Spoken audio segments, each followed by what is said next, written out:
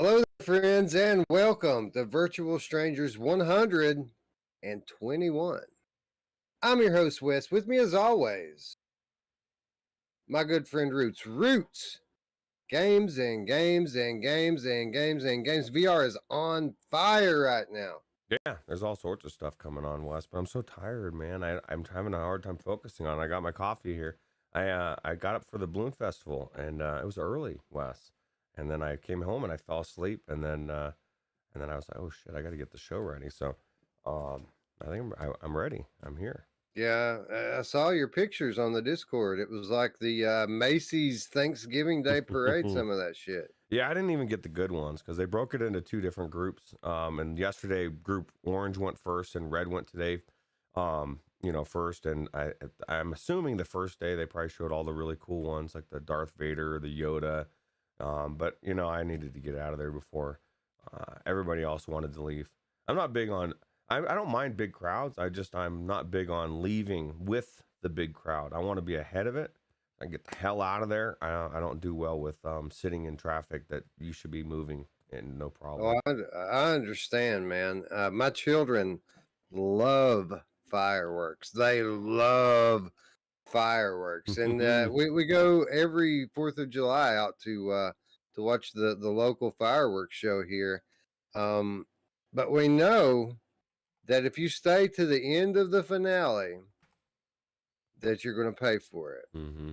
If you leave 3 minutes early, you save yourself an hour in traffic. But they fight it every time. Can we stay? Can we stay? Even when we go to Kings Island, every night when Kings Island closes, they kick off a fireworks show. And if you stay to watch that, 5 minutes of fireworks, then you're in the parking lot an hour because everybody's leaving after the fireworks. So I get you, bro. I understand. I hate waiting in traffic too. And I can definitely sacrifice 3 minutes of fireworks if it means I get another hour in my warm and comfy home. Absolutely. Wolveraza says he likes your Mandalorian shirt as well as does Alan Cara, although I did not hear that out of Alan Cara's mouth, but I 100% guarantee that's how they feel. Well, I wish I could take full credit for this one, but I got to shout out Wifey here. She restocked the cool T-shirt supply a few days ago. She found she's a sale shopper, and she found some pretty cool stuff for not much money. So she picked me up 3 or 4 new shirts the other day. Nice. Well, I'll be looking for mine. The other day I said Mash had Mash Mama Cool was the coolest wife out there. But I would put her right on the same level as Shell, because Shell is awesome. So much so that she even hangs out in my stream, which I appreciate. So yeah, she likes watching people play games, like especially when the game is right, Yeah, absolutely. But speaking of games, I said it at the top, VR is on fire. This is the second week in a row I've had to cut substantial stories because there's just not time to talk about everything.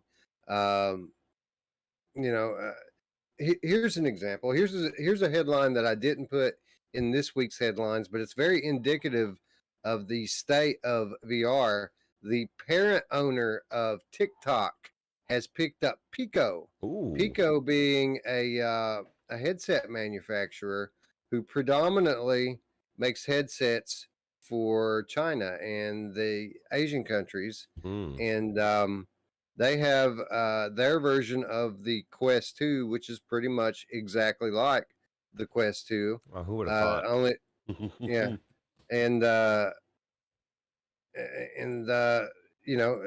while you can't buy one here, it's very popular overseas. $775 million they paid for Pico. That's crazy. Well, I mean, I guarantee you, like you said, I'm not shocked that it's almost exactly like the Quest 2. That seems to happen a lot these days with particular people. But I don't know, man. It's crazy, but I think it's good. It's good that there's somebody out there, a competitor. Maybe they even come into the United States with a competitor to Quest 2. I wouldn't be opposed to that. You know what's weird is do they even allow TikTok in China anymore? I think they banned that in China. I could have sworn that's only for I don't America. know. I know for a fact that they just passed a law this past week that children, and I don't know what their definition of children is. Probably, uh, people under 5 years old. That's probably their definition of children. But children aren't allowed to game for more than an hour a day. So, Oh. so the strict restrictions on leisure time for their children. So interesting because we keep waiting for VR to take off over here in the West. It took off immediately in China. It's a big thing over there. The general public's all into it, and I think that number. I mean, they spent the better part of $1 billion on Pico, and I think that's very indicative of the direction that VR is going. And they got to get their slice of that metaverse, that metaverse pie. And I think it's exciting for no other reason other than that. It's a pretty good indicator what direction VR as a whole is going in. Yeah, absolutely. Sutrabla says TikTok is Chinese, right? No, it was Chinese, and Trump forced them to sell to the American company. What that means, I mean, it may still be controlled by China, and I don't know. I could be wrong on that being banned in there. I just know there's a lot of things that we take for we take for granted that we're allowed to access that they're not allowed to access. But that's just the differences between two countries, right? Just different. I wish the president would force China to sell our politicians and business leaders. That would be helpful. That would be great. Yeah, that would be. I think that would be the first step to fixing things. Yeah. Anyway, lots to talk about today. We shouldn't dilly dally. Let's kick it off the way we always do by saying hello to our friends in the chat.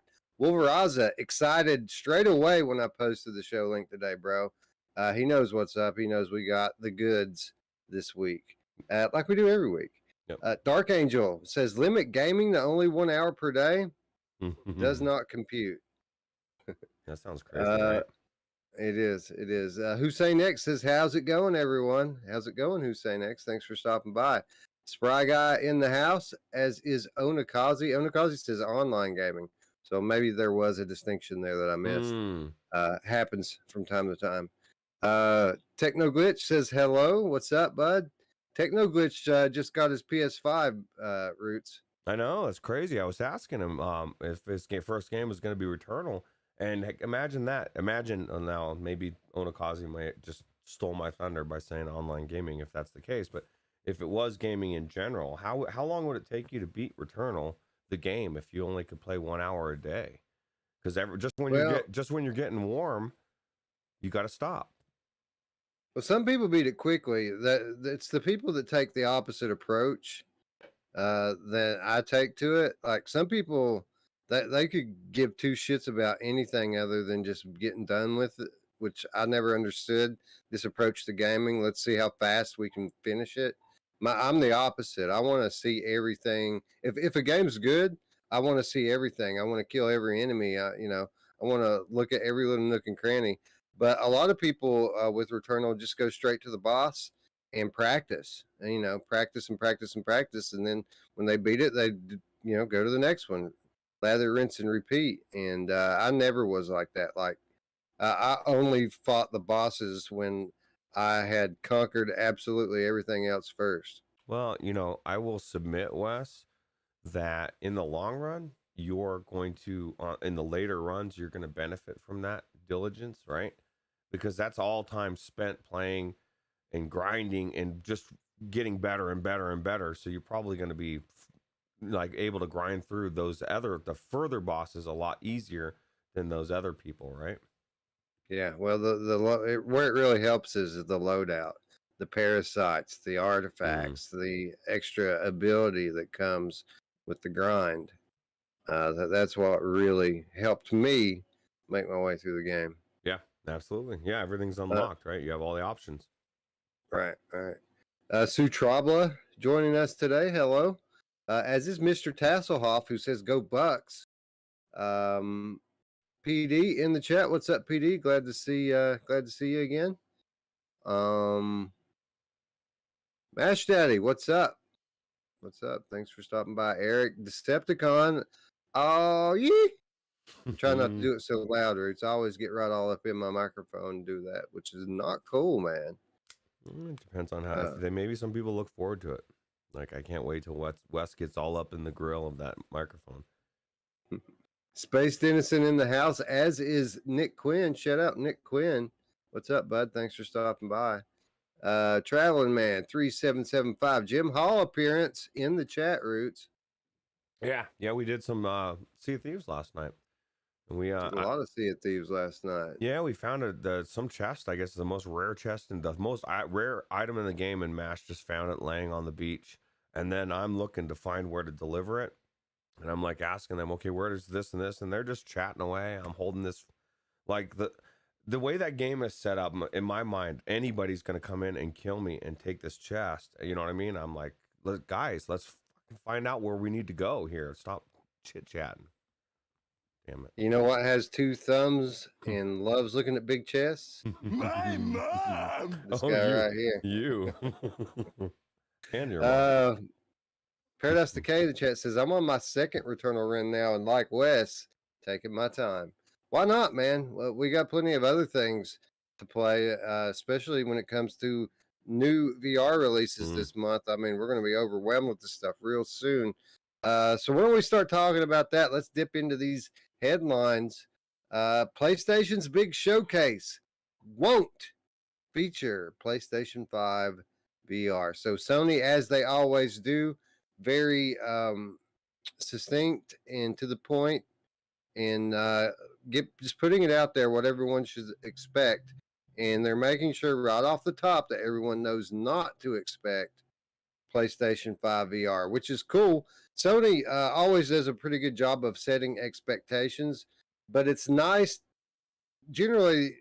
I mean, at least for over the past year, they generally just disregard PlayStation VR. They'll tell us when they're going to show PSVR, but they generally don't tell us when they're not going to. And the fact that they're telling us that they're not going to show PS5 VR shows us that they think people are hyped up for it. And they're pretty spot on with their analysis. So if they're telling people no PS5 VR, obviously they think that that's something that a lot of people want to see. Oh yeah, well, I mean, you're basically got a whole community of people that have been eating Ritz crackers for the last couple of years, and they're ready to eat filet mignon, even better than the PCVR, right? And so they're chomping at the bit. They want this, and I do too, Wes. I want it now. Well, we've been in a constant argument since the Oculus Quest 1 and Oculus Rift S launched, whether or not those were truly Gen 2 VR devices. A lot of people contending in that until we get new features, like hardcore new features, which I would argue that Oculus Quest 2 has a lot of new features, like hand tracking and wireless PC connectivity. But a lot of people are arguing that until we get new features, it's not really next gen VR. I think 2022 is going to be the year that we see next gen VR. And I think PlayStation 5 VR is going to be a big reason for that. I think companies like Sony and Apple bringing new features into the mix is going to force the OG players, Valve and Oculus and whoever else, WMR, what have you. If you come with a new headset, you're going to have to come correct with some new stuff.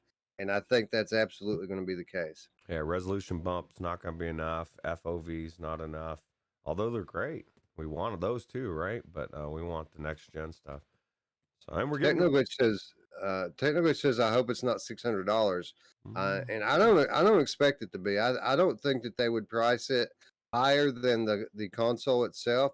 So I think we have a hard limit of $500. I think they'll get it in under that 500 mark. Yeah, I would agree. I would say $499 maybe. I don't mind paying. I mean, I don't want $600, but get what you pay for. And we want all this tech in there, and it's not going to be cheap, right? So it's like, let me Well, ask you this, Tech. So what would you be willing to skimp on to get it under a certain price point, or whoever, really, right? Because that, you just have to start cutting things out to really get it cheaper and cheaper and cheaper. So, well, they're not stupid. They're trying to sell games here. That's the bottom line, and they know that they can't sell games if people don't have the hardware in their hands. So, I mean, true. historically, they've been willing to break even or even take a loss just to get hardware in people's hands so that they can sell games. And that's going to be doubly the case when you're talking about a new platform, a new peripheral like VR that it's not like selling a console where everybody and their brother is going to want one right off the bat. They have to kind of sell people on VR, and part of that, it has to be affordable. And I think Facebook, if they've done anything, they've shown that if you can make it accessible for people, affordable for people, people will buy it. And I think that lesson will not be lost on Sony. I think that we're absolutely going to see something that people can afford to buy. I can't wait. I can't wait to play it and talk about it and watch all the PCVR. I mean, the guys that are like the hardcore PCVR guys are just gonna have to run out and buy one PlayStation VR. They're gonna have to for the best games in VR. Yep, the smart ones are buying their consoles now, but we'll see. We'll see that mad rush once the games get announced, and I expect. At least with regards to flat, we're going to see some of these type of games announced next week during this event. Yep. Headline: Tokyo Game Show 2021 to have dedicated Oculus Quest and PCVR experience. So, pretty much since the the advent of the Oculus Quest, we have speculated that one day we're going to see these industry trade shows be. You're going to be able to visit these in VR. You're going to be able to go into a virtual space and try out these games, watch these demos, so on and so forth. Tokyo Game Show, going to be the first Ruuts to do so. This is a big show. This is one of like 3 or 4 big shows that happen every year that we get big time AAA game reveals. And a significant portion of that's going to be viewable in a virtual space, as they're going to launch a dedicated VR app so that you can download it, install it, put your headset on, and visit some virtual booths. Ruuts. Well, I'm surprised this hasn't happened before, right? Like we've been talking about this for a while. All these shows, every single VR show should be in VR. You at least have that option, right? You would think. Well, here's the cool thing about it, Ruuts, is that the stuff that they're showing off in VR isn't just VR games. Like they're showing off flat games in VR as well. This is just a wing of their show that's virtual. It's the virtual wing. Yeah. Oh wow, really? So it's like a whole different wing, and then you can go to the other wings that aren't virtual, huh? Yeah. Well, I mean, if you were there, you could. Okay, I gotcha. Cool. Anyway, this is kind of a landmark. This is a big deal. Hopefully, we're going to see a lot more stuff like this in the future. I can't wait to check this out, man. We've talked about it since we started doing this show. That one of the kind of things that we'd always really wanted to do is be able to go to these trade shows. Yeah. And Tokyo Game Show is a big one, dude. Well, I can go ahead and tell you, maybe one day we'll get to go to PAX. Maybe one day we'll get to go to GDC. We're never going to go to Tokyo Game Show, dude. That is never happening. But it's cool because it is going to happen because we're going to be able to do it in VR. Yeah, and I think that is amazing, and I can't wait to check it out. Yeah, absolutely. That is cool. And I agree. Going to Japan is quite a feat, right? I'd love to, though. It is. Yeah, it'd be wonderful. Scion VR says, turns out it's just a Japanese game show. Well, that might be interesting. Have you ever watched any of these Japanese game shows? Oh, God. They are a lot more cooler than ours. Yeah. There's some weird stuff. They'll like They'll chain people up and smack them in the head with fish and just all kinds of crazy shit. It's just stuff that it's just good old fashioned family fun, I think. But Yeah, good wholesome fun. wholesome fun, slapping people with fish. Headline: Resident Evil 2 and 3 VR mods in the works, and patrons that check out um, the show notes every week. I made sure to put some extra video links in um, this week's notes so that you guys could check out some of the things in the headlines instead of just the meat of the show. And this is one of the things I linked in there was this Resident Evil 2 and 3 VR mods. It's still in a very early state, but dude, it looks good already. Oh, yeah. Well, it's crazy, man. All these VR or flat games, amazing games, are getting these VR mods. All these modders are coming out of the works. Luke Ross is now working on the Mafia. Not only working on the Mafia 1, 2, and 3 to bring those into VR, but he's working on bringing, changing everything he's doing from Vulkan to DirectX. And that's going to be huge as well. The way that it runs and the way that it's going to be, the way it's going to look. And so I think these modders are getting better and better and better. But that's not even the news. The news really is, as each one of these comes out, the big boys, the big AAA games companies are seeing that there's a hunger for it, right? That people want to play these games, and that if they don't do it, someone else is going to do it with a mod or whatever. And so they're going to, I mean, it's just, I think, kind of building until suddenly they're just going to start putting these games out. And I think we're closer than we think. Yeah, I think these AAA studios are sitting back and watching their money fly out the door because, I mean, these modders, they're not just putting you in the headset, right? They're bringing along with it full motion controls. They're taking some third-party titles and putting them in first person. I mean, these guys are making fundamental changes to these games and turning them into VR games. Now, I think this one. I think this one supports full motion controls and a first person perspective as well. Although the early the early footage that they shared shows this like rubber arms glitch that I'm sure you've seen in other games where your arms can get super long sometimes. I've been keeping up with this, and they announced I think yesterday or the day before that they've solved that now, and they have full inverse kinematics working in VR now as well. Oh, wow. That's just crazy, man. It's just crazy Yep. what people that are in the know and are hungry. I think it's cool. And a lot of these companies are hiring people off of these, they make these mods and then they're like, wow, this is amazing.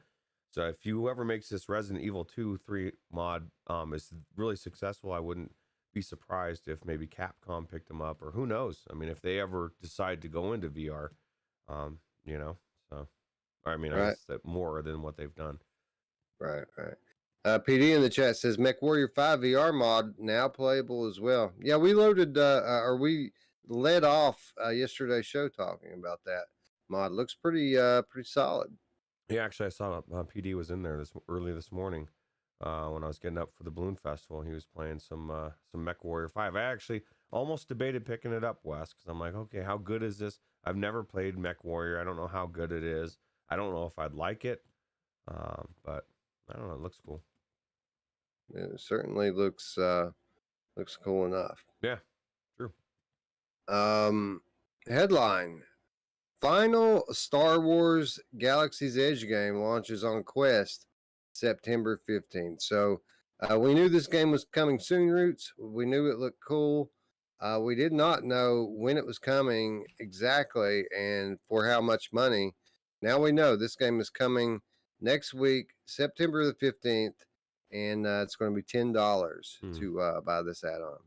Yeah, so the original was 25, right? So this is 35 for the whole game, which is completely fair. You know what I mean? If it all came out with both content, $35, nobody would complain, right? Everybody complained about 24, thinking that was expensive. Now, it's weird to me that they talked about this game as being in installments, but then they stopped at 2. That's really, I mean, is that really installments? That's just 2 parts, you know? Right. So, Right. And this is the first time I've seen somebody address it as the final Star Wars Galaxy's Edge. So hopefully this is a misprint or something. But even if it's not, I mean, we paid $30 for Vader Immortal, which was around 2 hours altogether. And the first installment of Galaxy's Edge was longer than that. So paying $35, as long as this second part isn't just like super short, and I don't think that it is, uh, I don't have any problem with $35. We're talking about a high quality Star Wars experience in VR that lets you live the part full with action and missions and exploration and pretty much everything you'd want from a Star Wars experience. So everything Vader Immortal wasn't, this game is. And I think $35 is a fair price for that. well, I'll tell you what, I'll throw in here just to save somebody from saying it in the chat or the comments. 3 words, Wes. But the dojo. But the And- dojo, bro. But the dojo. Mash Daddy throwing $5 down. Let's get the train started. You guys rock. We appreciate you, Mash. You rock as well. And can't wait- Although, Okay. although Mash, thanks by the way for the support. I think that it's high time you start saying "we rock" instead of "you guys rock," because I mean Mash is on here just as often as he's not anymore. So he's just giving himself money now. Yeah, it's kind of funny, right? And like clockwork, Wolveraza comes in and says Jedi Dojo is worth the $30 to me. But the dojo, But the the dojo, dojo is amazing. But it's funny because what Vader Immortal isn't offset by the dojo. The dojo is amazing, and it is a great addition, and it's one of the reasons why I could tell people, hey, yeah, it's worth getting just for that. Really, it is. But it's not. It wasn't the game we were looking for, right? Move along. I really Move loved. along. I really enjoyed Vader Immortal. It had its issues, Right. and this one has many less issues than Vader Immortal had. Yep, absolutely. But I mean, for me as a Star Wars fan, to stand in the presence of Darth Vader was worth $30. Like that alone was just amazing. And yeah, I'm a happy camper because as we wait for these big entertainment properties to make their way in the VR, Star Wars not hesitating at all. You know, we've got Vader Immortal, we've got Galaxy's Edge, we've got Squadrons, we've got Pinball, we have all the Star Wars we could possibly want in VR. Yeah, that's true. Do you think we'll get a dojo in this Galaxy's Edge expansion? I doubt it. not. I Probably doubt not. it. But there's probably. I mean, I wouldn't be surprised if there wasn't other things. I mean, this thing, the hub of this thing is a bar. So I mean, we could get some darts or some space billiards or something. How cool would it be if you could sit down in the bar and you could play that 3D or however, was it 3D or more than 3D? The chess. That'd be pretty cool. Yeah, that game that Chewbacca likes to play but hates to lose. Yeah, well, nobody likes to lose. Everybody judges Chewbacca, man. He's, he was having a bad day. GT dropping in quickly to say sorry I can stay. I've got to be up early in the morning. Everyone hit the like and show some love for these fellas. Thank you for Yeah. showing up and saying hello, GT. We appreciate it. Yeah, and Gamertag. I heard about the I think it was Mash or somebody was telling me about the new podcast you got coming with Beardo Benjo and Matt. I can't wait to see it. It's going to be the best thing on YouTube, so everybody keep your eyes out for that as well. Yeah, GT getting back in the podcast game for sure. Yeah, and he's bringing Beardo in, man. That's such a great addition. Agree. Headline, Song in the Smoke's recently announced 18th September release date was incorrect. So these guys released a trailer last week. At the end of the trailer, it says coming September 18th.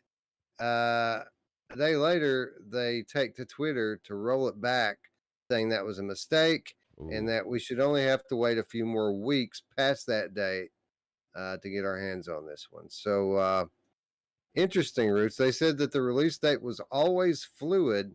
They didn't really give a direct reason, though, why that date just happened to show up in their trailer. I think somebody probably forgot to take it out, and they sent it out, and like they changed the date for whatever reason. Said, "Oh, thank God we took that out of the trailer," and then they watched the trailer go live and said, "Oh shit, Bill, what the fuck?" And he got fired, and now they took it out, and everything's good. You know who loves it when you put it in and forget to take it out? My mom! Oh man, I did not know. See, I'm learning things every day. Absolutely. Anyway, mildly disappointing that this game isn't coming quite as soon as we had hoped, but let's be honest, we've got plenty to play in September. This game may find a better home in November. Absolutely. I'm sorry, October. Well, Most likely October. And we just want it to be good, and we want it to be successful. You know, as much as we want the game to be good, we more want games to do well. So, Traveling Man coming through with the $5 love, says the love train. Choo choo. Thank you, Traveling Man, for the support. It means everything, bro. Yeah, absolutely. Love me some Traveling Man. Zaylin Maru joining the chat, says, evening, everyone. Evening, Zaylin. Thanks for stopping by, as is Mepper. What's up, bro? Welcome to the big show. I was about to get snarky and say, well, it's not evening, but I guess at 4 p.m. is like it's starting to technically become evening or late afternoon, right? Isn't that I don't know.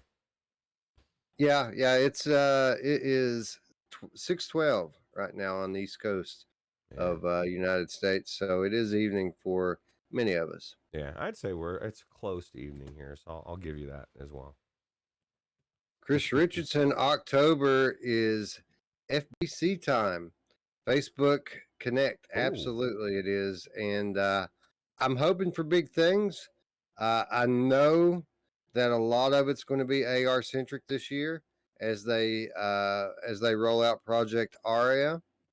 I'm hoping that we get some VR though, and I'm hoping that comes in the form of a release date for Resident Evil 4.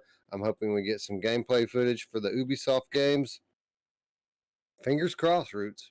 Yeah, wouldn't it be nice to know a little bit more about the Ubisoft games that I could tell customers when I'm talking about it? Except for, yeah, they're doing Assassin's Creed, they're doing Splinter. So I've been saying the same shit for a year. Nothing. I can't go into any more specifics. So. So yeah, I'm hopefully we get some specifics. Hopefully they have some surprises. You know, they've been acquiring all these other studios. You know, they got the Onward dev. What is Sanzaru been up to? I'd like to know that. Yeah. You know what I mean? Yeah, absolutely. They've been quiet since they picked them up, right? Yeah, I've been doing something, right? Yeah. And I mean, Asgard's Wrath, amazing. You know, that they've set the bar with regards to production quality in VR. Whatever it is they're working on, obviously a standalone title. I bet these guys make the best looking standalone title we've ever seen. Yeah, absolutely. Nick Quinn says, you guys 100% rock. Throwing another $5 out there. We appreciate you, Nick. And I agree. Wes rocks. And I rock it every once in a while. Thanks, Nick. Thank you for thanks for the $5 and thank you for everything you do in your own community. I always say that Eric's he's one of us now. I kind of view his community as an extension of us, and Nick puts in a lot of time and a lot of hours for the Oculus Quest 2 community Facebook group. So we appreciate the donation and we appreciate everything that you do. Yeah, didn't he was the one that did an interview with Carbon Studios, right, with MASH, right? Right. Yeah, that's cool. Speaking of which, headline: Warhammer Tempestfall delayed to improve combat and progression. So one of the things that was obvious in the excellent interview that Eric and Nick did a couple of days ago with Peter from Carbon Studios, one of the things that was very obvious from that interview was that the progression that we have been seeing from Carbon Studios from title to title is definitely going to continue going into their next title, Warhammer Age of Sigmar Tempestfall. And one of the things that we're going to see from them in their next offering, Ruuts, is what we like to refer to as Gen 2 VR physics. And it's awesome. We're going to have, not only will our hands not be passing through objects anymore, but we're going to have legitimate counterattack style of melee in that game. So again, another example of how Carbon Studios continues to evolve and how their games continue to improve. So I can't wait to get my hands on this one. Absolutely. And that was one of the things they touched on the interview that they did the other day, was that they would rather that they were going to take their time. There's so much depth to this game. Like, Eric's read into the back lore for this game, and it took him like 6 or 7 hours to read through it all, because there's so much depth to it just in the lore alone.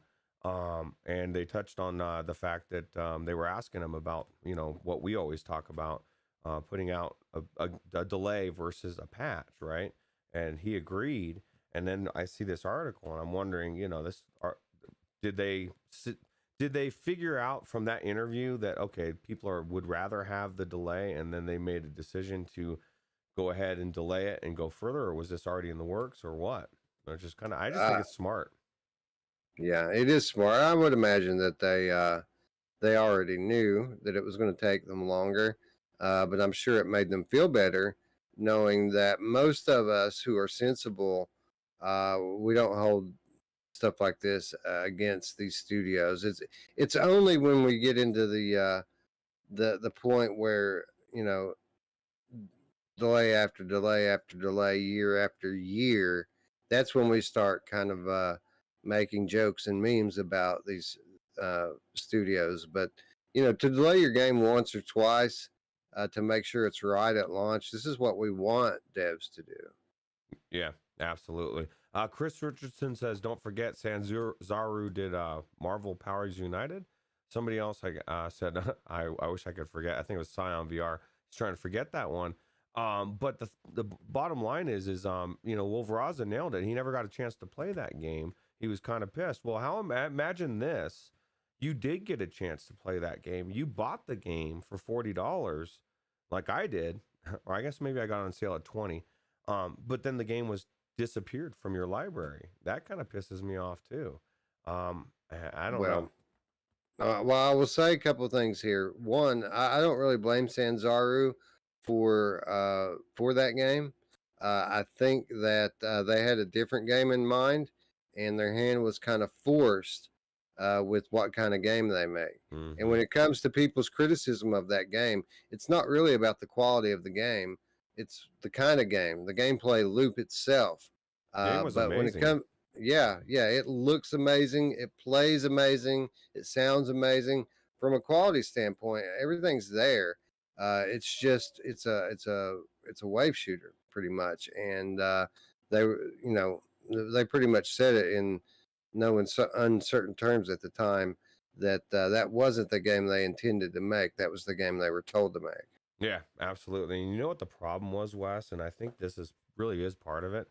They did the intro, right? The intro, and they didn't change it, because the intro led you into believing it was some different type of game, and then you get in there and it's completely different. If they would have been continued on the way the intro went, I think it could have been really amazing.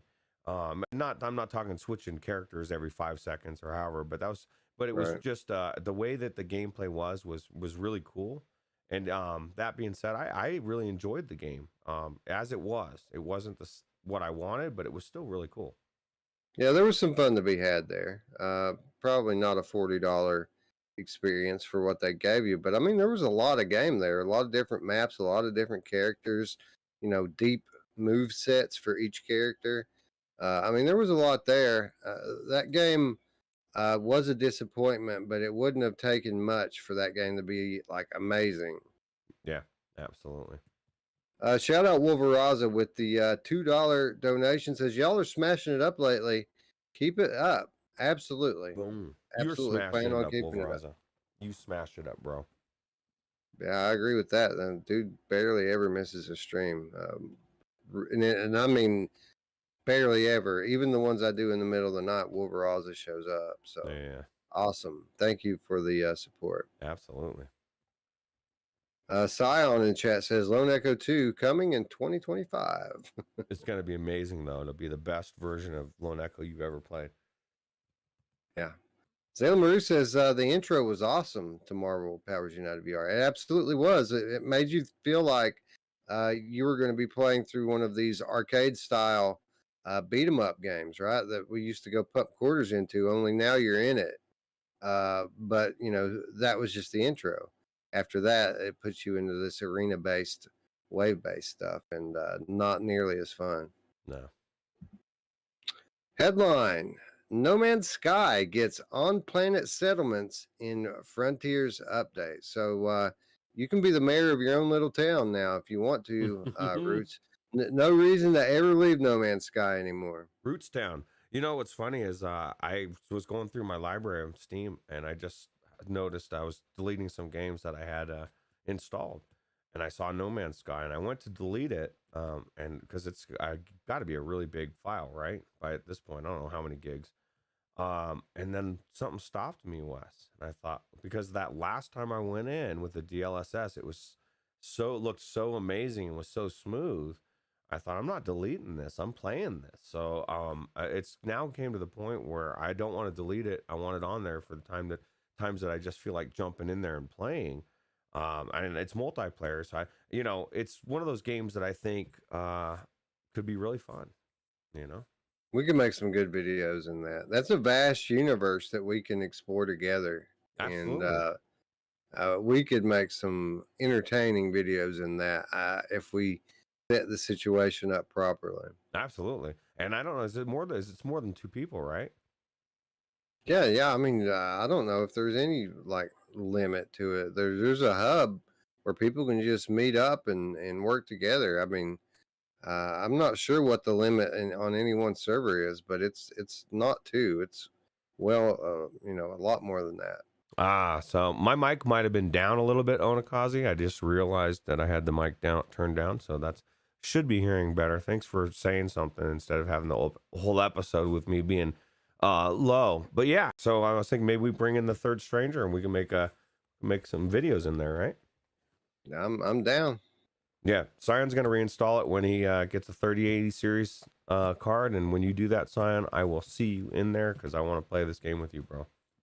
Or when he gets his PlayStation 5. Oh, that's true. Yeah, because you're gonna want to play it on superior hardware. I would do it on the PlayStation 5 for sure. Right, absolutely.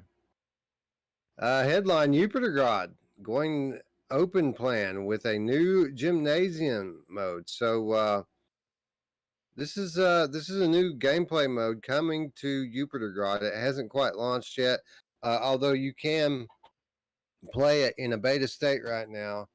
It's just sandbox mode, man. They've got this big open area for you to just flip around and do whatever the hell you want in. A little different from their normal content updates, but let's be honest, there's been a lot of content updates for Yupitergrad. So, I mean, there's not a whole lot left that they haven't done. And, sandbox mode being one of them. And it's just another box that gets ticked off for this $15 game. All right, there's already a no-brainer on day one, and now it's like, dude, you don't own Yupitergrad. It's kind of like one of those things that certain things that when somebody does something, you just look at them like, okay, there's something wrong with that person. That's how I look at you. If you don't own Yupitergrad at this point, I'm like, what is wrong with you? You're missing out on one of the best platformers out there. I'm wondering how big this space is. Like, that's the whole question for me. Like, I'm normally not one to play sandbox mode in anything, but Yupitergrad's so fun just to move around in. If this thing is like huge, it could be cool. I think what would be cool is if they had this like huge area with all sorts of like obstacles as you're going through. You know what I mean? Different ways you could be going through. I don't say it's one of those things where that's the fun for me is dodging stuff. Being in an open space, I would think swinging around in Windlands 2 would be a little bit, or not, Windlands 1 actually would be a little bit more my case. But I don't know. I mean, who knows? Maybe it'll be really cool in there. I mean, it looks like it's got some things to dodge in there. So At any rate, it's free. it's So, free. I mean, Well, the game is already a no-brainer and amazing to play. So anything they add to it is just extra. yep, absolutely. Headline: Blade and Sorcery Dungeons teaser reveals sprawling interiors. So, Blade and Sorcery Update 10 getting ready to drop, and they're finally starting to make this game into something that interests me, Roots. They're having actual levels for this thing now, and I think they're semi-procedural. Like, I think they said no two runs will be the same, which is interesting. To say the least. But it's nice, man. It's nice now that you can get in this thing and have an objective, have a map to work through, and instead of having waves of enemies spawned in, you're now going to have set enemies that you'll encounter on your way through the campaign. Yeah. Well, I mean, there you go. The game already was cool, but we didn't really care how cool the physics were. If it was just you slicing and dicing, that you can make good videos on YouTube with it. Other than that, it really was not that appealing to me. But actually having something you can go through is really cool. And I don't know. I actually look forward to it now. Now, they did warn that although they are introducing a lot of this new stuff in the next update, that it will seem somewhat incomplete if you try it out, and that is because it is incomplete. It's a work in progress. This is just the first of many updates to come that's going to build Blade and Sorcery into the game that they are envisioning. But it's cool. The cool thing is that they started with the gameplay and they've got that now, and now they just have to build the world around it and the progression systems around it, and then they should have a pretty amazing VR game. Yeah, absolutely. And Scion VR says, imagine Yupitergrad with a multiplayer tag in that arena mode. And that's actually a really good point. I bet it could be really cool. So, absolutely. Yeah, we say the same thing for everything, don't we? We need that multiplayer, right? Yeah, everything's multiplayer, or not. It's not worth anything. All right, and as we move into our last headline, speaking of multiplayer, Alvo release on Oculus Quest 2 only, confirmed. Oculus Quest 1 not supported. And while there might be two of you out there, or probably that's being pretty generous, one of you out there who's disappointed by this news, for the rest of us, the move to cut the cord on Oculus Quest 1 is a welcome one. What it tells me, Roots, is that Alvo might actually be decent. Yeah, absolutely. It's a smart decision. And the only thing is, I wish somebody would have said something months ago that they about getting rid of your Quest 1 and upgrading to a Quest 2. Oh, wait, we say that all the time. And your window's closing. Soon people won't want the Quest 1, or you won't be able to get much for it. But I go to this every time, but Wes pretty much paid for his first Quest 2 by selling his Quest 1 and paid a little upgrade. I mean, not much, right? Or nothing at all. So right, and then no shame in keeping your Quest 1 either. I mean, but you should get a Quest 2 regardless. Quest 1 is actually a very good PCVR headset. It's when it comes to these standalone applications, that's when Quest 2 really begins to shine. true. Using Quest 1 with Link and that OLED screen, it's a really good headset. But obviously, developers choosing not to support it goes to show you what kind of numbers are left out there, and it also goes to show you that they just don't think it's worth the extra effort to bring their games to it. Z-Race, another one notably that you can get on App Lab now. Z-Race only supports Oculus Quest 2, and I think that this is going to be something that we see more and more of going forward. Yeah, I agree. Resident Evil 4 only supports Oculus Quest 2. We're gonna start seeing that more and more. So I mean, it's just a smart way to upgrade, right? So yeah. We came on here last week and we were talking about Anthony and how we missed Anthony. He'd been gone for a while, not making any videos. We hadn't really heard from him. It was like clockwork, man. Like 2 or 3 days ago, VR 365 went on the air, and a good portion of his show was talking about Z-Race on Oculus Quest. He says it's nearly indiscernible from the PC version, and there is a free demo. So he was really urging people to get in there and try the Quest version of Z-Race. Really? Nice. Yeah. Yeah, he says it's lightning fast and that it looks beautiful on the Quest. Oh, we need to check it out. Yeah, absolutely. Anyway, that's going to wrap up headlines and get us into our main event. Hellsweeper Mixed Realms, the developer of the VR action game Sorcery VR, is preparing to release their next VR title, Hellsweeper VR, onto the Steam platform for PCVR. This past week, the team shared its roadmap for the future of this work-in-progress title, along with a demo that's available to download now.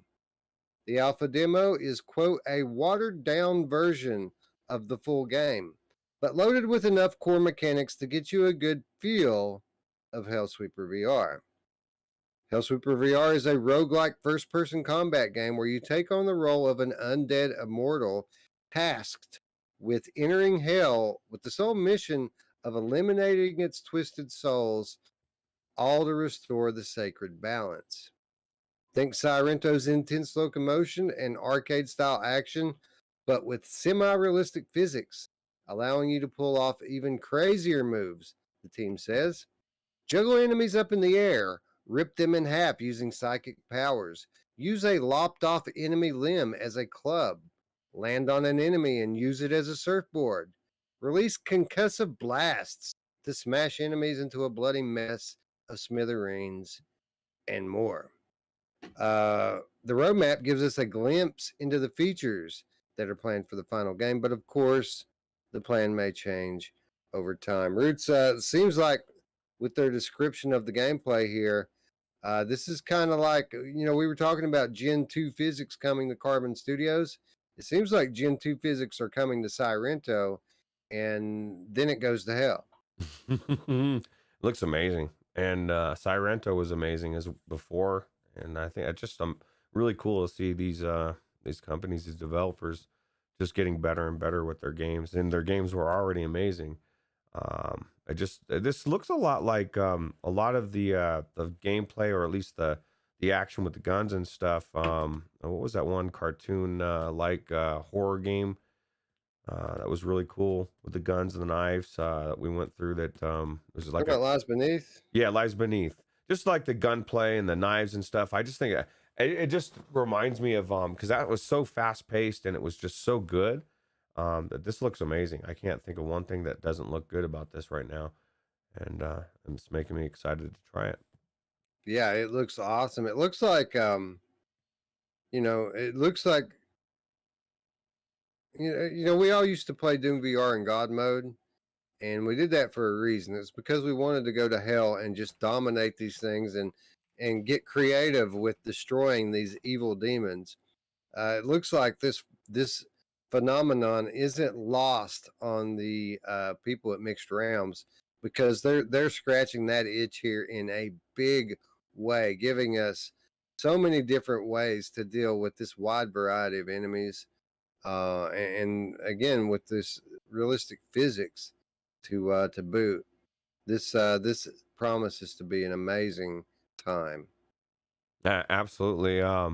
Paradise Decay says Hellsweeper is good and fast. Nick Quinn says shout out to the devs for access to early version of Hellsweeper VR. Now, Nick, is that the same thing that I know that Technoglitch said he's downloading the demo right now? Is that now what the public has access to for the alpha demo that you just got early access to? Wes and I were kind of talking about that earlier. Yeah, that's what I would assume is the case. EV Man versus Gash joining us. What's up, friend? Thanks for coming by. Wolveraza said this thing is amazing. It's fun AF. And again, this version that everyone is all going all gaga over, and everyone says it's awesome and great and so much fun. This is just the alpha demo, which the developer refers to as watered down. Right. That's just crazy, right? Because a lot of times we see this footage and we're like, okay, people are like, this looks like crap. What was it? Resident Evil 4 was one of them.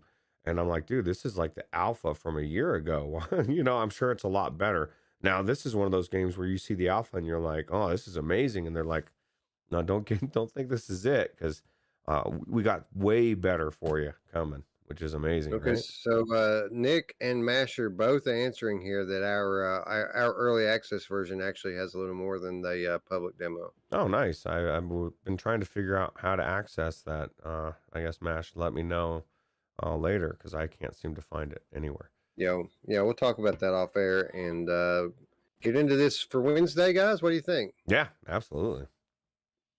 So tune in this Wednesday, where we'll be talking about Hellsweeper VR, as well as another title that we can't talk about right now, another surprise title, and then Game of the Month. It's time for Game of the Month once again, and what a month it was.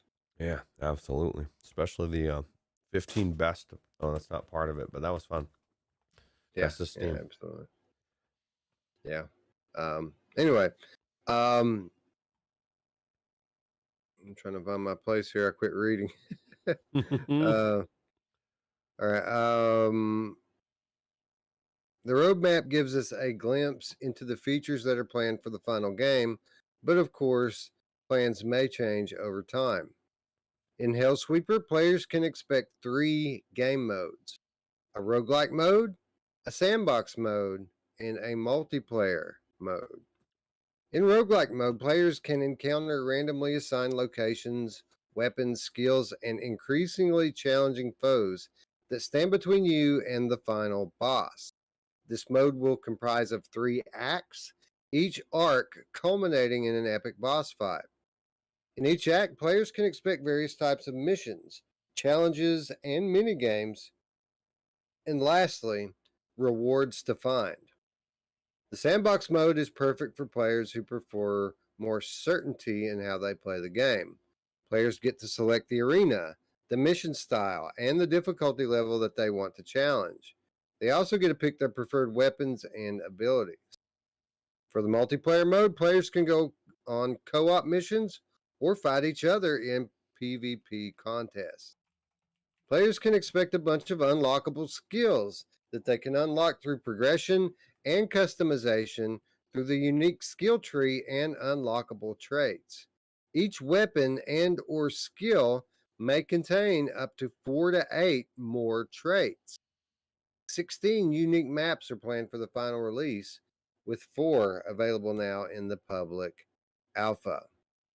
Much more info on the Hellsweeper roadmap can be found on the Steam page. So a lot to unpack here, Ruuts. This roguelike mode seems awesome. This seems like the type of thing that we have been appreciating so much in the other games that we've been playing lately. Yeah, absolutely. And we'll see how good and amazing it is. Wolveraza says multiplayer, question mark, sweet. I see a future of you and your son in there, Wolveraza, slicing and dicing it up. It's cool that they, Sirento came out and then they added a multiplayer mode, right? So now a lot of these devs, it's just good that we're seeing them right off the bat with the new games coming with a multiplayer mode, because they know it's important, right? So maybe we'll start seeing that be a standard for a lot of or most of these games.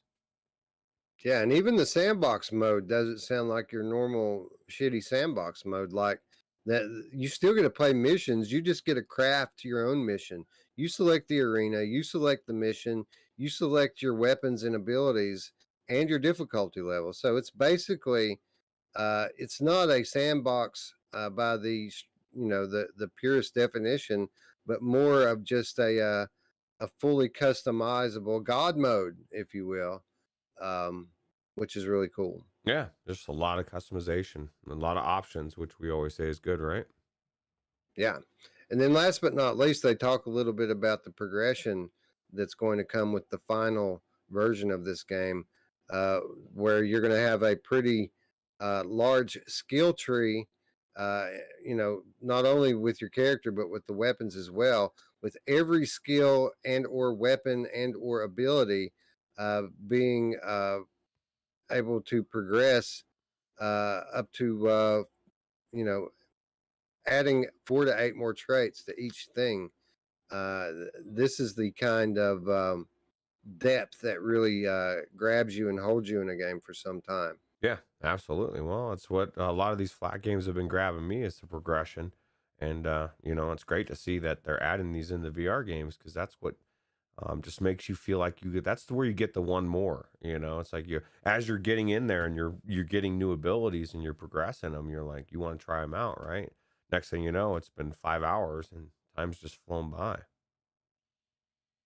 Yeah, so it looks like Chris Richardson downloading it now, as is Derail. So yeah, looks like we're gonna have some people Hellsweeper it up. So you guys be sure to tune in to the virtual show on Wednesday night, and we can all talk about it together. Yeah, absolutely.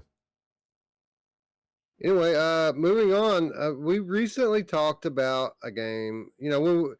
Scion in the chat says that Hellsweeper looks like Everslot, which it kind of does. It looks like it's a lot more nuanced than Everslot is right now in its early state. Hellsweeper having a lot more enemy variety, a lot more variety in the locations and weapons. I mean, just a lot more variety all around. But when we talked about Everslot, back in June, I think it was, on that very same episode, we talked about another game, Legendary Tales. And we thought Legendary Tales looked pretty cool.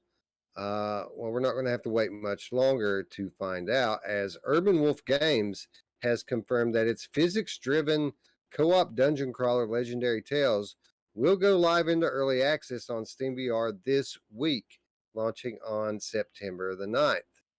Legendary Tales is inspired by games like Diablo and Dark Souls, and tasks players with making their way through a dungeon, fighting off enemies with swords and magical attacks. The game promises physics-based combat and co-op multiplayer support up to 4 players.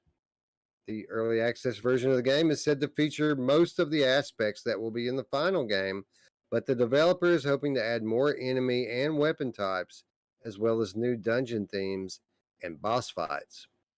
Legendary Tales is expected to leave early access during Q1 next year, and there's been no word yet on possible support for other VR platforms. Ruuts kind of looks like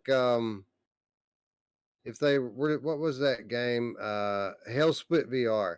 If they were to take Hellsplit VR and make it into a roguelike dungeon crawler, that's what this looks like. Yeah, that kind of as far as the enemies and everything goes, absolutely.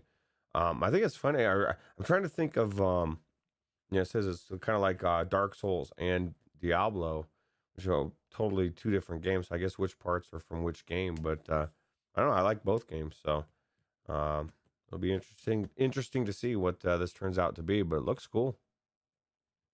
Yeah, it's another one of these games, Ruuts, that the foundation it's built upon is Gen 2 physics. So we have another game that's built around physics. Remember when these types of physics were a rarity in VR and something that you really commended a team if they're able to pull it off?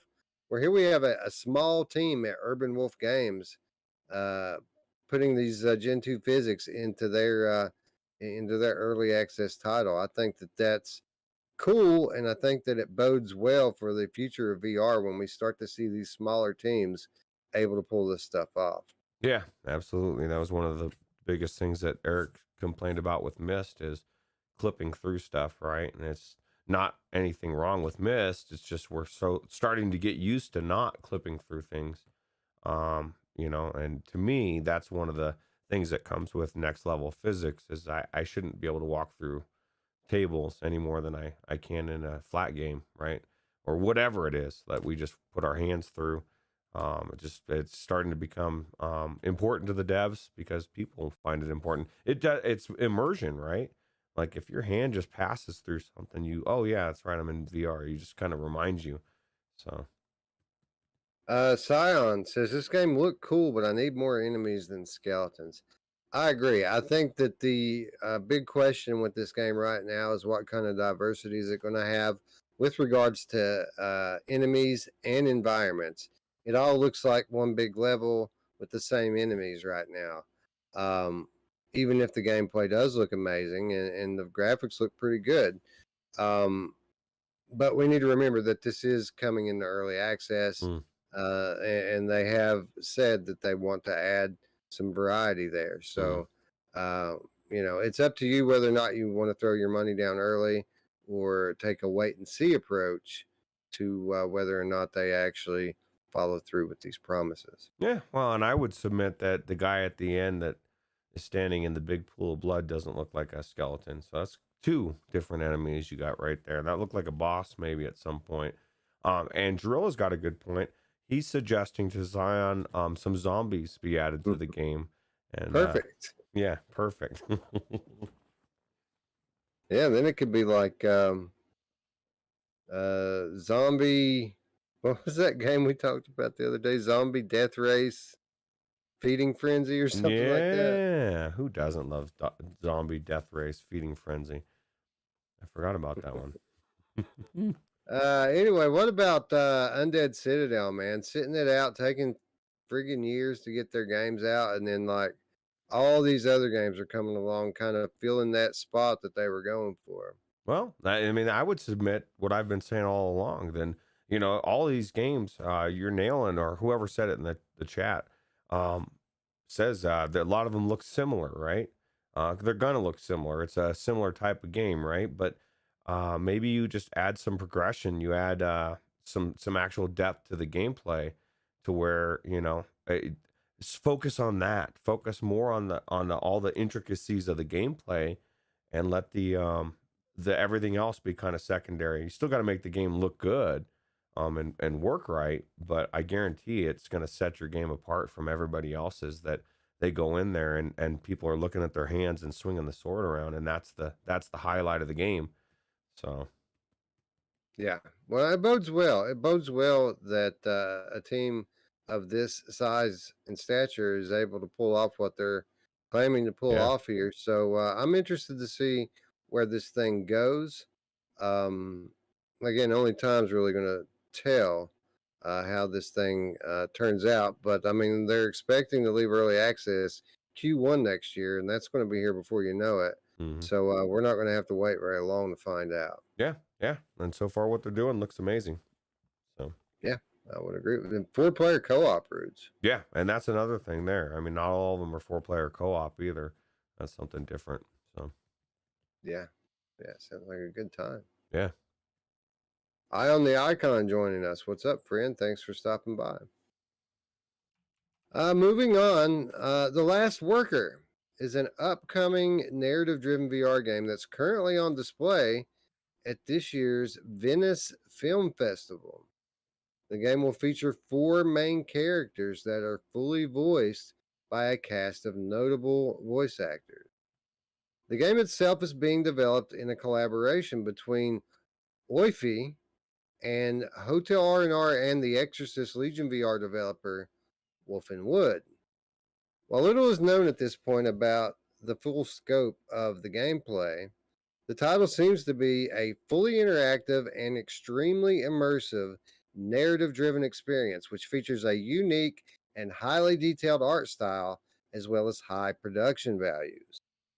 The Last Worker arrives in 2022 for Oculus Quest, PCVR, and flat screen devices. Check out Upload VR for details on the game's current demo, which again is on display at the Venice Film Festival. So, Ruuts, not a lot of info out there on The Last Worker, but I threw it in today's mix because this thing looks so interesting to me. This game is being highlighted at a film festival, but it's not your typical VR experience that they have at these types of events. This is an actual game, a fully interactive game where you're dealing with the environments around you. and by all accounts, Upload went and actually had access to the demo and played through it.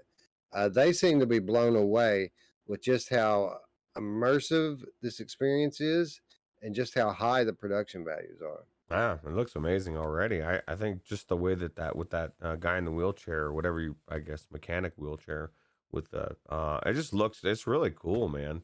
The way Looks that fantastic. yeah, yeah, absolutely. No, they listed off a bunch of names too that were doing the voice acting in it. Now, that said, I didn't recognize any of them, but I'm not the authority on Hollywood either. Hmm. They seem to be legitimately impressed with the cast of this game. Yeah, you could probably, unless it's, I checked out so long ago, I don't even know half the names or more of what Hollywood's out there, and what are people famous for anymore anyway. So, but yeah, it's super cool. That I'm intrigued as well. Now you said there's a demo out there At the Venice, the Venice Film Festival, a lot of which is accessible digitally. And we're going to talk more about that on the next Free Stuff and Killer Deals.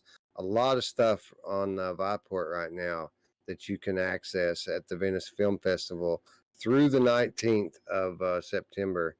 But I'm not sure if this specifically is one of the free portions. So there's stuff that's free that everyone can access. They have they have stuff on Viport. They have different stuff on Quest, this film festival I'm speaking of. And then for press members, if you go through the accreditation process and get approved, you can buy a pass for like $100 or something like that and get full access to everything, which is something like 40 different VR experiences. And I bet that this is one of those that you have to get behind the paywall for, because I know I didn't see it on Viport when I was looking through their list of titles. probably not, maybe not worth it now, but I see a time where it'd be worth, having a virtual strangers thing for us to check out, right? It's using some of the hard-earned money that people donate towards it to give us access to stuff like that. But it would just be like, okay, there's 10 different titles on there that are worth checking out, type of thing, right? Yeah, and I would love to be able to do something like that one day. So hopefully we continue to grow. Yeah, and maybe one day we'll be on the virtual floor at the Venice Film Festival. yeah, that'd be cool, man. Trillo says, starring Olafur Dari Olafsson, Jason Isaacs, Claire Hope Ashite, and David Hewlett. Just prove my point. I don't know any of those people. Jason Isaacs was the one they were really selling. Like, that's the man. Like, oh, Jason Isaacs is going to be in this. Like, oh, wow. Jason Isaacs. Awesome. Who's Jason Isaacs? Yeah. Yeah. I'm just so, I don't know. It had to happen, Wes. We had to get old enough to not be cool enough to be on the in crowd of what's popular. Will Raza says, I have the annual deal and have access to all of them. Yeah, there's a lot of stuff that you can access on Viport right now as a part of this Venice Film Festival. Again, we'll get into it in detail during the next Viport report on Saturday. Well, if you have access to it, then we would have access to it because we got the VIP package, at least for a short time longer. Yep. So, absolutely. And I love it when Viport does things like this. Although I do wish that they would take this to a actual digital venue like the Museum of Other Realities. When the more host these types of events, it's amazing because you can literally walk down the halls. They have special meeting places where you can go hang out and talk to people and discuss the art. The Museum of Other Realities is an amazing hub for these kinds of events. Absolutely. And, yeah. Chris Richardson says Malfoy's dad in Harry Potter is Jason Isaacs. Oh, well, there you go. Jason Isaacs. He was in the Warlock movies as well. So I know exactly who that is. That guy is awesome. He's been around forever. So now you know. Well, actually, okay. So, and you know, that's the thing. That's what's so good about voice acting, right? Is they don't, you know what I mean? That like some people are phenomenal voice actors and aren't even good actors when he's a good actor. So I'm sure his voice acting is as good. So there you go. Now I'm even more excited for The Last Worker. Yeah, for sure. Again, Upload VR did a great write up on their experience in this thing. It wasn't the type of thing that you could easily take notes from and regurgitate without just completely plagiarizing their deal. So if you want to know more about this, check out Upload VR's article that they put out, I think 2 days ago on this. And then you might be nearly as excited as I am for it. I think this is going to be really cool. Okay. All right. So there's discussion. Jason Richardson says he's not the guy in the Warlock movies. He looks just like him if he's not the guy in the Warlock movies. Like he looks exactly like him. Yeah. I find that shocking. I always thought that they were the same dude. Maybe they're twins, twinsies. I don't know. They say everybody has a twin in the world. Yeah, that's true. Yeah. I don't know that it's true, but I've heard that before. Now I'm lost. That Chris Richardson has turned my world upside down. I don't know what's what. Well, we'll find out what's what when Simplex goes through the episode. He can put in the chat. Simplex, let us know what's up, and we'll Yeah, we appreciate Simplex head's probably exploding with all the shit I'm saying that's not right. All right, we got one more title before we get into the week's reminders. Google's Alchemy Labs, the VR studio behind Job Simulator, just revealed a totally new game called Cosmonious High. Cosmonious High has been in development in the Austin, Texas-based studio for the past couple of years, and it's the first big game under its new leadership at Google. Cosmonious High is an alien high school with a quirky cast of characters and plenty of interactive features to keep players busy.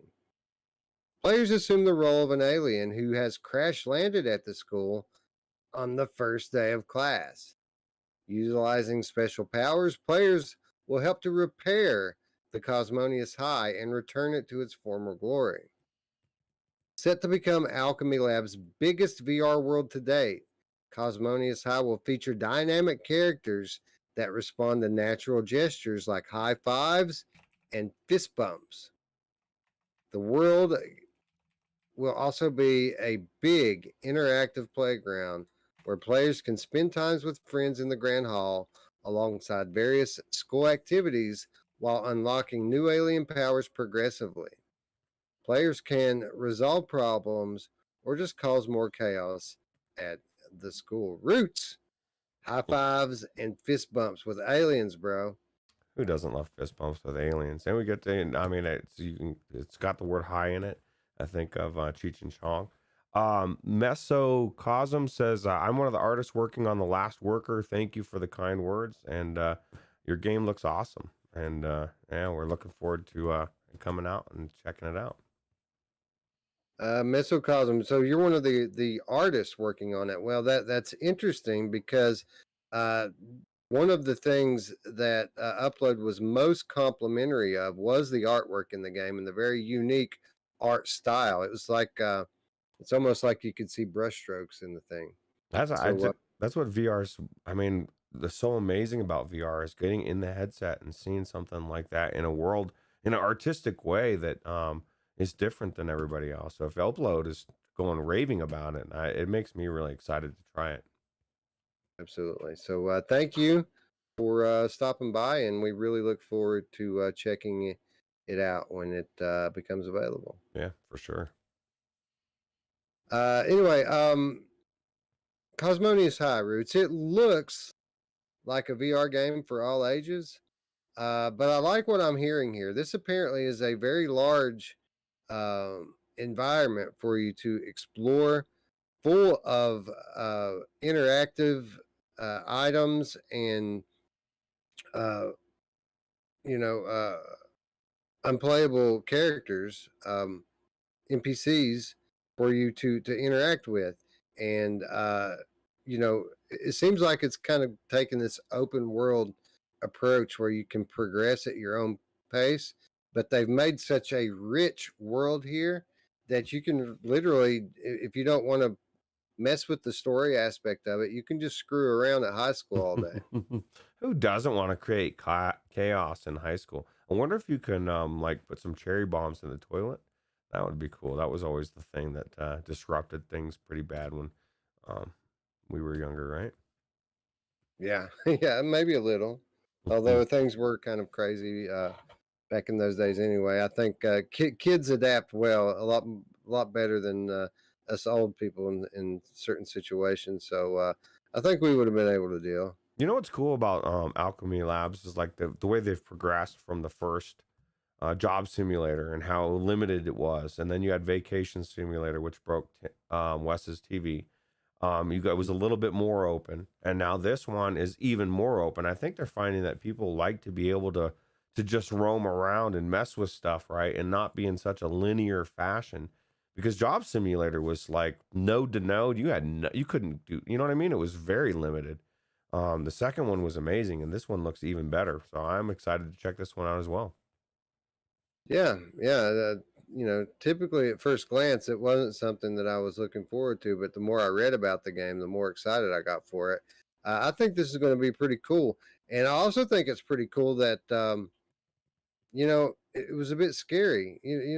Whether you like Job Simulator or don't, you can't deny the quality level of the interactions in that game. And Alchemy Labs, one of the OG studios in VR, and when Google picked them up at the same time that Google was canceling their Daydream platform, it was a scary prospect. It felt like Google was taking a VR studio away to go make mobile games, and that I was specifically afraid that was what was going to happen with Alchemy. So it's good to see that that's not the case at all, and that Google is still very much in the VR business, but as a software provider instead of a hardware provider. So that just as much as anything has me excited for this announcement. I think a lot of these companies that tried to make hardware and didn't make it still realize that VR's, is a venue it's not going anywhere. It's getting bigger. It's going to take over in some respect. And so they want to have a piece of it, even if they're not. You know how many different companies tried to make phones or tried to make TVs or tried to do whatever. Sony did it all. And games, you know what I mean? Like some are really successful at both, but it's just really cool to see success either way, right? So yeah, absolutely. So we keep coming back to this idea of character progression and ability progression showing itself up in more and more games these days. This is no exception here with Cosmonious High. Apparently, as an alien with supernatural abilities, you're going to get to develop those over the course of this story campaign. Which again, it's cool to see a great VR developer like Alchemy Labs progress like that, and much like Carbon Studios, we saw a progression, a clear progression from Job Simulator to Vacation Simulator, and it looks like we're going to see an even bigger jump from Vacation Simulator in the Cosmonious High. yeah, absolutely. Yeah. So when is this supposed to release? It's been a while. It's away, right? Spring Okay. 22. Okay. Chris Richardson says, I'm sure interacting with these characters will be a trip. Yeah, man, it looks like just look at that. I mean, it looks like it's going to be an absolute trip. The only thing that really even turned me off to it initially was, the color palette. It's really pink. It's really pink and purple, but if you can get past that, I think that there's going to be a fun game here. Yeah, as long as I don't have to thumbs up every time I want to interact with somebody, or Right? like we've seen a lot of weird stuff. So I think the color palette. I think it's going to be it's going to be different in the headset. I think you're going to get in there and you're going to be blown away by all the different colors, right? Very bright, colorful. Yeah, very much so. Anyway, it looks to be a high quality title. What time is it, Ruuts? Quote time. It is quote time, indeed. 2 quotes here from 2 different people. First, we have Chelsea Howe, who is the product director at Alchemy Labs. Quote, with Cosmonious High, we're breaking all the bounds. Players can go anywhere, interact with any character they see, and use powers to resolve or cause as much chaos as they want. So, according to Chelsea Howe here, Ruuts, this is going to be very much a fluid environment, something that you can just go mess around in and create as much chaos as you want. Who doesn't want to create chaos, right? Yeah, it's one of the cool things about VR is being put into these kinds of situations where there's so much spontaneity involved. Right. And do stuff that you would never do in real life. You know, I want to catch this place on fire and burn it all down. I can do it, looks like. Or at least maybe try to stop it. Mesocosm in the chat says, has kind of a Splatoon vibe. That's true. It does actually has that same kind of color palette going on here. Yeah, absolutely. Second quote we have from Andrew Eish, who is the COO of Alchemy Labs. And Andrew says, quote, we always pride ourselves in creating experiences that players can immerse themselves in while also injecting our own brand of humor and style. I believe we're doing just that with Cosmonious High. Its world will feel familiar to our longtime fans as well as welcome new players.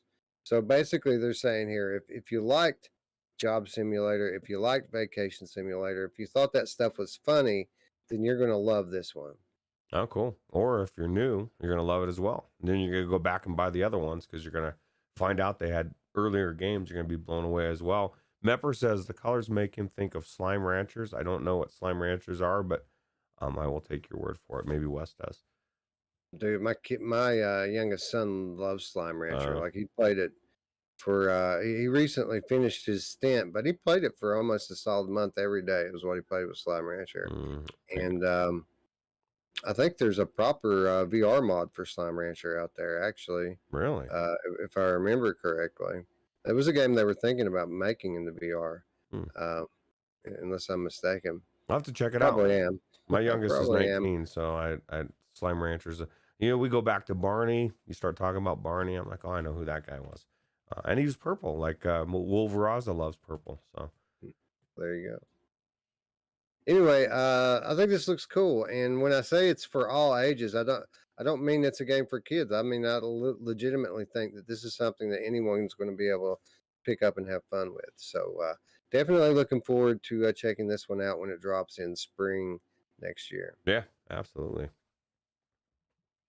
All right, that's going to bring us to the week's reminders, and we're going to start with what's out this week. And boy, do we have some stuff out this week! It's to the point where like so many good things out this week that I was kind of struggling to pick the 4 titles for the news segment this week, and I realized that some of the stuff I wanted to put in there actually came out this week. So that solved my dilemma. So so now I can take this stuff, put it in the reminders, and I get to talk about all of it. Yeah. So that's the hard part, right? What to choose. So yep. So the actually helpful that we have so much cool stuff coming out this week. First of all, Brink Traveler. This is a title coming to us from Brink XR on September 9th for the Oculus Quest. Now, this is not a game. This is a virtual tourism app. Brink Traveler is a VR travel app that, thanks to some detailed photogrammetry, offers up realistic 3D locations for you to hike through and learn about along the way. Brink Traveler offers up to 18 different places to hike around, which span a dozen locations. Rich, we used to always try this stuff out in the early days of VR, and we could see the potential for it back then. And we said when the cameras get better, when the headsets get better, this kind of VR tourism is going to be amazing. Well, Roots, the cameras are better now, the headsets are better now, and I think Brink Traveler here might just be an amazing experience. This is actually looks super amazing. In a time where, you know, it's the one thing that I get a little bit, I don't want to say despondent or a little bit sad about, you know, because there's so many places around the world that I've never visited, a lot of cool, beautiful places I'd love to visit. And I see, at least now, right now, I'm a big believer that traveling is not the best thing to do right now. Right. And so I can go on my headset now and I can check out amazing places. Now, I would love to, this kind of technology, again, imagine Google Earth like this, where it's not just these areas, it's cities or whatever. And I just think we're on the brink of amazing technology. And this one is a great stepping stone. I can't wait to try it. It looks awesome. Yeah, this is we talked recently on our Friday or Saturday show about a title called "Get Lost in Nature with Luke," and it was very much the same thing that Brink has going on here. And as amazing as that was, you can tell that Brink has some money behind it, and it seems like a proper expansion of what Luke was putting out with that free experience. So I generally don't pay for these types of things. Historically, the quality level hasn't been good enough to warrant money. I think this one might actually warrant um, a purchase if the price is reasonable enough. Which I'm not sure what the price is, but if this thing's like $10 or $15, I think it's a pickup for sure. Absolutely. Well, you know, the thing about that, I think the coolest thing is the snapshots, the how you're able to make these postcards and kind of make memories in there of a virtual experience, which is kind of cool, right? Chris Richardson says Google Earth is kind of like this, isn't it? It is, but it's not. Like Google Earth is, you can go down to a specific spot and you can look around in that area and it's amazing, but there's no flowing water. You're not, you know what I mean? You're not throwing rocks off the Not, cliff's edge. You're not able it's to not, take pictures. And I mean, it's not real photometry or whatever, right? it's not 3D. And it's This not, is full. This is full 3D photogrammetry, which means you're put into a fully 3D environment that you could move around in. I mean, there's hiking trails in these environments. You're not just stuck. You're moving through them. Uh, Google Earth is cool, but it's flat 360. It's not 3D. And beyond that, it's low res. This is high resolution 3D 360. Um, this is this is an evolution of what Google Earth does. right. Absolutely. And I think when everything merges together, I just think that this is an indication of just, this should be blow people away.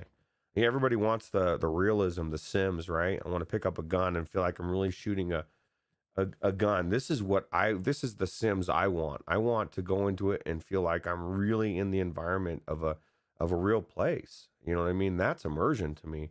And so I want to try it. It's really exciting to me. And I'm like you, that I believe that it'd probably be worth picking up as long as it's not ridiculous.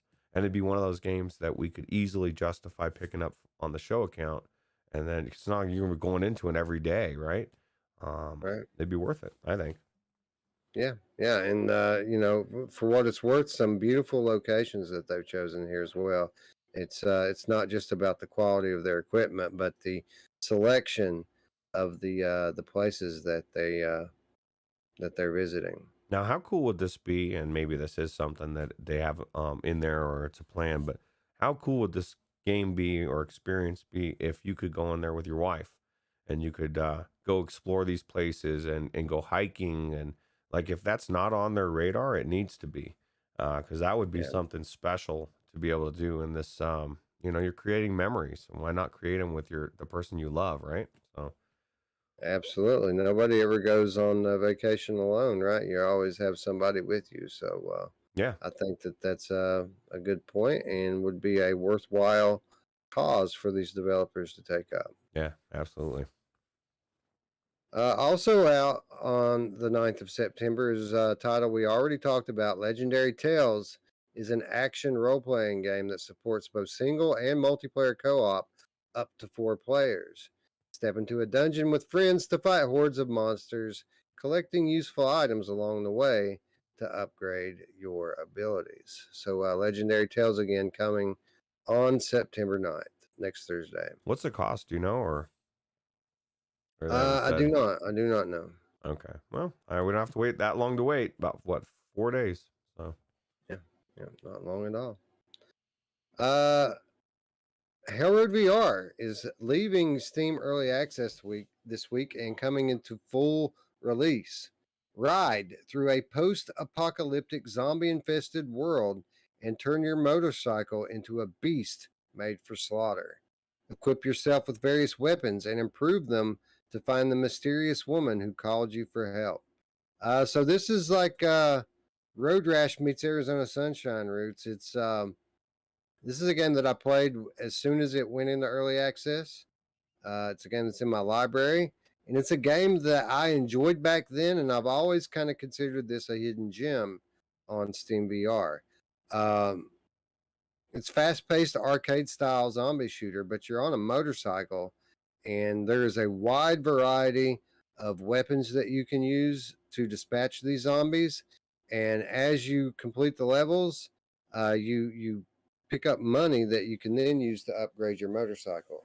So this is a game's a lot of fun, and I'm interested in checking out and seeing how different it is now as opposed to when I played it when it first came into early access. all right, we actually remember we both talked about it on the show at one point. We played it for, I think it was a hidden gem, or I can't remember how we played it, but I was surprised at how good it was. Really fun, and if it's polished even more so than it was, um, then I'm definitely in. Now, Mr. Tasselhoff says always with the zombies, and it is getting to be a little cliche in some respect in some of these games, but if they do it well, and this is definitely unique. I've never played anything like this in VR. It's definitely worth checking out for sure. Yeah, and zombies they're fun to kill, man. I mean, it's like at least we're not killing real people, right? These are zombies. They're already dead. Yeah, true. Space Dennison says Hell Road is great. One of the best early accesses he's bought, and it's fun from day one. And so there you go. It's even better than it was on his day one. So worth checking out for sure. Yeah, so Hellroad VR comes into full release on September 10th, which is on Friday, I think. And I'm trying to think. I think I have to work, unfortunately. So I'm going to try to stream this game when it releases. So maybe Friday afternoon, if I don't have anything else going on, we'll come on and we'll stream some Hell Road. People need to know how good this is, and I'm going to show them. Wes is going to tear some shit up. You guys don't miss that stream. It's going to be amazing. I guarantee it. Actually, this game is very challenging. It's quite hard. I doubt I'm going to tear anything up. It was hard to begin with. I imagine it's probably even harder now. It's simple, man, and like not simple to play, but it's a simple idea that when I first thought, I thought, oh, this isn't. I was skeptical, but when you get in there, it's really good. So Yeah, it's a lot of fun, and this guy gets it when it comes to VR development and innovation in concept. Travel Lab Replay understands what it means to make a VR game, and they're taking full advantage of the platform. yep. And last but not least, coming out this week, Space Pirate Trainer Deluxe from iLlusion, September 9th, Thursday. This will come as a free update to all those who own Space Pirate Trainer already. You're getting an arena mode, which can be played locally or online, as well as a versus mode for the original Space Pirate Trainer game. So a little something for everybody in this update. The update, though, notably coming along with a $10 price increase on the Oculus Quest store. Hmm. So if you don't have Space Pirate Trainer on your Oculus library yet, buy it now before the price goes up. You're going to regret it if you don't. Yeah, absolutely. Base game is worth picking up at the regular price to begin with. I've said it before. I don't know if I'll ever use this arena mode or not, but I am interested to see gameplay or hear other people that do have the space, right? So To try it out. I don't know how well it's going to work in my yard, but if long as I can keep the Wi-Fi signal from dropping, we're going to give it a shot and see how it does. I think it'll be cool, man. If you can get it working with the fam, that's awesome. Yeah, hopefully it supports family share. Hopefully they're not going to try to make me buy multiple copies because I'm not gonna do it. Well, okay, so it's the Quest version as well, right? Has this? It's only the Quest version. Okay. Well, I mean, I own it on Quest, and we share games, so maybe you can do it that way. Yeah, absolutely. We can try it out on Ruuts' account if nothing else. Yep. So good call. All right, that's going to bring us into our next reminder wish list. This is the time of the week where we ask all of you to do your part and join us right now in real time as we all go together and wish list the game. This is a big deal to developers. They always ask people to wish list their games because it raises their profile on the store. It also lets them know how many people are really interested in their game. So we like to take a little time out every week to spend just a couple of minutes really quickly. You're all at your computer already. It's just a few clicks and it makes a big difference for these devs. So let's go all right now and wish list something. And I don't think the last worker is going to be up yet. Maybe Cosmonious High might be. Yeah, those would be the two that I would pick as well. I don't know that I would pick Legendary Tales because it's already coming. Well, I guess wouldn't be bad to wish list it. I mean, that's just only a couple days until it comes out, right? Right. Yeah, and I think that it would probably be more helpful for them than anyone. True. So I think you just made my mind up for me, Ruuts. I'm going to go. There you go. Wish list, Legendary Tales. If I haven't already, we did cover this game before. I might have already wish listed it. That's very true. Paradise Decay has to run. Thanks for stopping by. Thanks for all your amazing content. If you have not checked out Paradise Decay on YouTube, I don't know what rock you're under, but he does all the best 4PAX videos, and he's just an amazing content creator, so check him out. Good night, PD. Thanks for hanging out, man. All right, so that's going to wrap up wish list for the week. Let us know in the comments down below. Oh, wait a minute. Don't let us know in the comments down below what you wish list. We don't care. Don't leave a comment. As a matter of fact, if you leave a comment, I question your soul. There you go. All right, so that brings us to our final reminder this week and every week, and that is how you can do your part to support our community and support our channel. If you're new to the channel, hit the big red button and the bell to stay up with all of our content here on the Virtual Strangers channel. Ever increasing content schedule. We're starting to stream more games, and as the weather cools down, this is going to be a more and more frequent thing. Yep. I'm having fun with it. Ruuts has been enjoying streaming for a while, and we do 3 podcast style shows per week, all very different from one another. You know, we're not the only one who does multiple podcasts every week, but we're the only one who does 3 completely different podcast style shows every week. We have 3 different shows that do 3 different things. And that's why you need to click that red button and the bell so that you don't miss any of it.